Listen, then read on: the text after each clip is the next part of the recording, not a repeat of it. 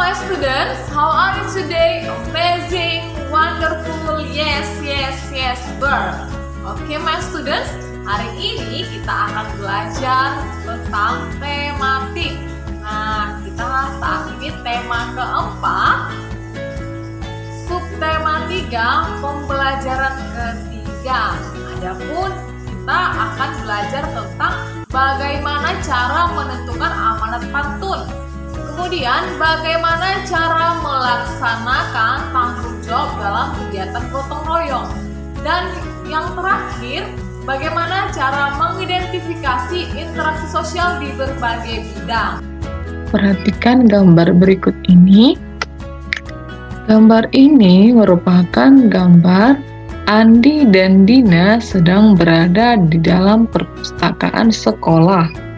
Andi sedang membaca pantun yang terdapat dalam buku pantun, sedangkan Dina sedang belajar menulis pantun. Jenis pantun yang dibacakan Andi adalah jenis pantun jenaka. Nah, apakah kamu masih ingat apa jenis pantun jenaka? Ya, jadi jenis pantun jenaka adalah pantun yang bersifat humoris, lucu, atau yang membuat pendengarnya menjadi terhibur. Nah, Andi berhasil membuat tertawa Dina melalui pantunnya. Artinya, Andi berhasil menyampaikan amanat dari pantun yang dibacanya. Tahukah kamu cara menemukan amanat dalam pantun? Nah, ini teacher ada pantun. Ayo kita baca bersama-sama ya. Buah mangga dipanen minggu lalu, buahnya diolah menjadi selai. Kegiatan gotong royong dilakukan selalu membuat pekerjaan cepat selesai. Amanat yang terdapat dalam pantun tersebut adalah suatu kegiatan atau pekerjaan yang dilakukan secara gotong royong akan cepat selesai. Pantun harus terdapat amanat atau pesan dan nasihat yang ingin disampaikan kepada pembaca. Amanat pantun dapat diketahui dengan cara memahami bagian isi pantun.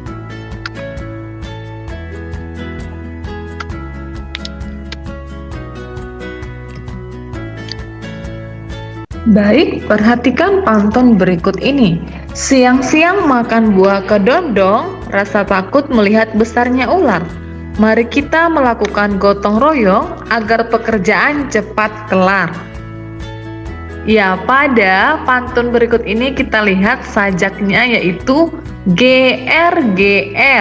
Nah, sampirannya yaitu baris 1 dan 2. Siang-siang makan buah kedondong, rasa takut melihat besarnya ular. Isinya yang mana? Benar, baris 3 dan baris 4.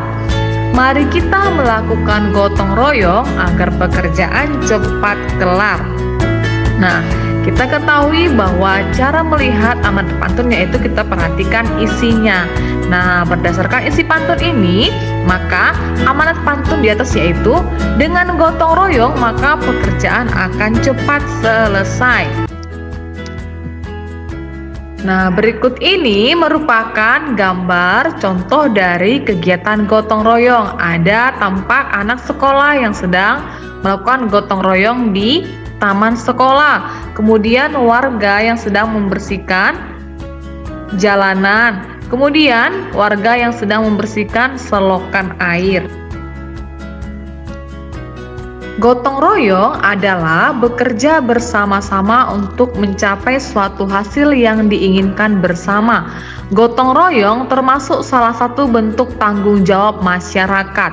Melalui gotong royong, pekerjaan akan lebih cepat selesai. Nah, ada beberapa unsur-unsur gotong royong. Yang pertama, kegiatan dilakukan dengan cara bekerja sama. Nah, pada gotong royong kita harus bekerja dengan bersama-sama. Yang kedua, semua peserta gotong royong ikut serta sesuai dengan kemampuannya. Nah, jadi ketika ada kegiatan gotong royong di kelas, maka semua anggota kelas harus ikut serta sesuai dengan kemampuannya masing-masing. Ada yang menyapu, ada yang melap kaca, dan ada yang menaikkan kursi ke meja, dan beberapa hal lainnya lagi. Nah, yang ketiga dilakukan secara sukarela. Jadi, kamu mengerjakannya jangan bersungut-sungut. Yang keempat, bermanfaat bagi kepentingan bersama. Jadi, gotong royong itu adalah hal yang bermanfaat bagi kepentingan bersama, ya. Misalnya kebersihan kelas, pastinya bermanfaat sama semua anggota kelas, ya kan? Ya. Nah, itulah unsur-unsur gotong royong.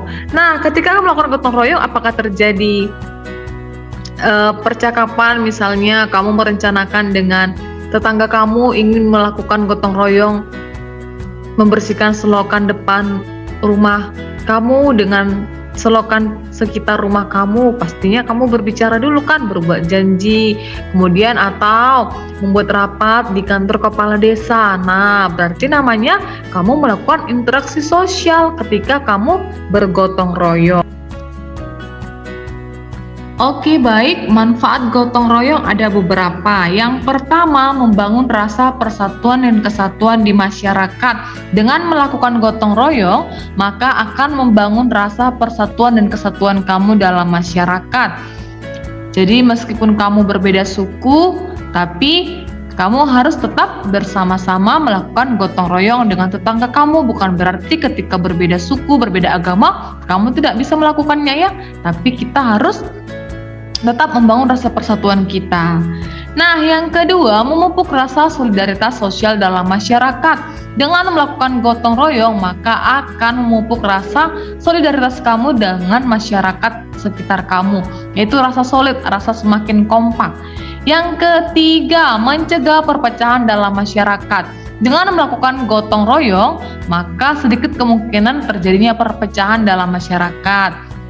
Karena kenapa? Karena kan tadi ketika melakukan gotong royong pasti kita membangun rasa persatuan dan juga kesatuan. Juga apalagi? Iya, menanam rasa solidaritas kita atau memupuk rasa solidaritas kita. Dengan begitu kan, maka akan mencegah perpecahan. Oke, yang keempat, membuat pekerjaan menjadi lebih cepat selesai. Dengan adanya gotong royong, maka pekerjaan berat terasa menjadi lebih ringan ketika dikerjakan secara bersama-sama atau gotong royong. Nah, itulah manfaat gotong royong. Oke, ketika kamu gotong royong, apakah kamu berbicara dulu menentukan jadwalnya dengan tetangga kamu atau masyarakat sekitar kamu? Iya, pastinya kamu berbicara dulu kan? Atau mengadakan rapat kecil-kecilan atau musyawarah di kantor kepala desa atau di rumah RT untuk membicarakan jadwal gotong royong. Pastinya kamu melakukan interaksi sosial kan? Iya, benar, interaksi sosial. Nah, semua aktivitas manusia yang berhubungan dengan orang lain akan menciptakan suatu interaksi sosial. Interaksi sosial terdapat dalam kehidupan sehari-hari. Interaksi sosial merupakan dasar bagi semua aktivitas manusia yang berhubungan dengan orang lain. Nah, contohnya ini gambar pertama, yaitu interaksi antara beberapa orang, yaitu 5 orang yang mereka sedang berinteraksi tentang membaca sebuah buku. Yang bertiga ini buku yang dibaca mereka, yang berdua ini. Nah, mereka saling berinteraksi membicarakan tentang isi buku yang sedang mereka baca. Nah, gambar kedua ini adalah interaksi sosial juga. Iya, benar. Antara penjual dengan pembeli dinamakan juga interaksi sosial.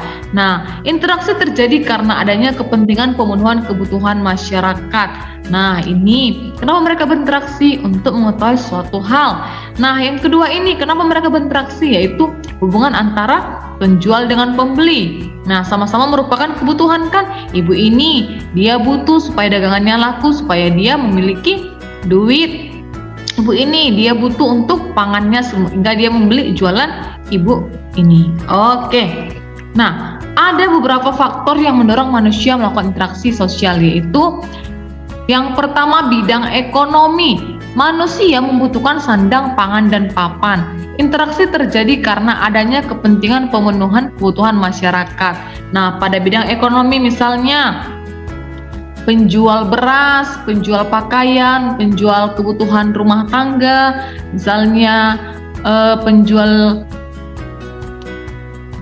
alat-alat untuk membuat rumah, alat-alat untuk kebutuhan rumah. Nah, itu merupakan bidang ekonomi. Supaya apa itu terjadi interaksinya? Nah, iya, karena adanya kepentingan kebutuhan masyarakat. Kan kamu butuh makan, karena benar butuh pakaian untuk melindungi tubuh kamu. Oke. Nah, yang kedua, bidang politik.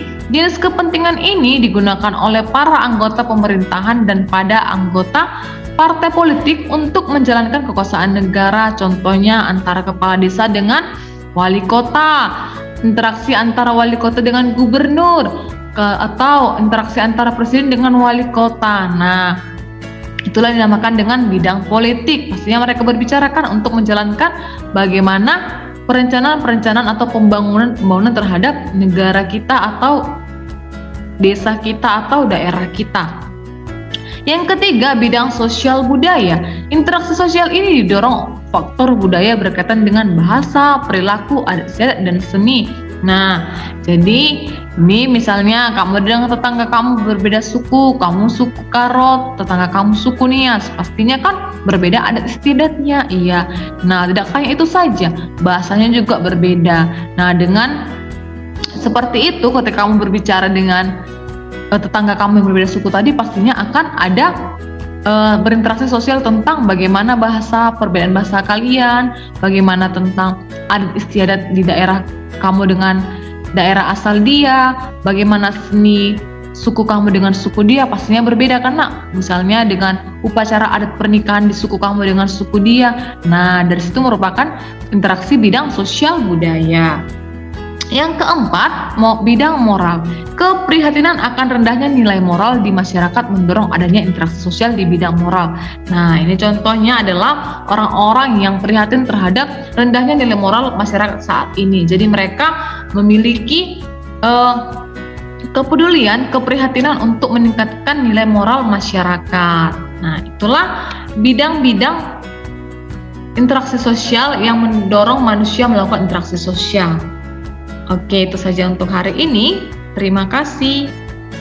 Okay, thank you for your attention my students. God bless you. Bye-bye.